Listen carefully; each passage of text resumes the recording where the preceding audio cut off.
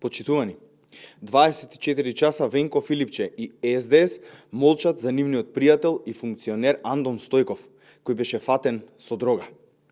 Филипче и СДС молчат затоа што Андон Стојков е нивен близок пријател, а тоа се гледа од овие фотографии со Венко Филипче и Зоран Заев.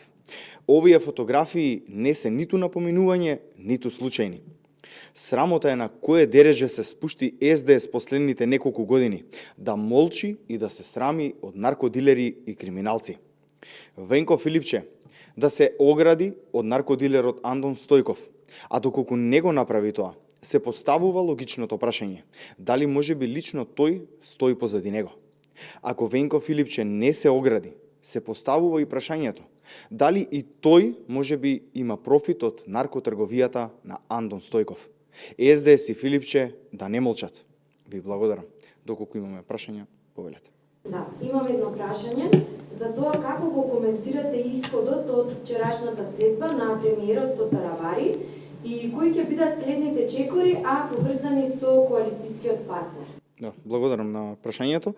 Средбата заврши во конструктивен дух, разговорите продолжуваат. Во текот на овој месец ќе се знае иднината за функционирањето на алијансата на албанците на господинот Таравари.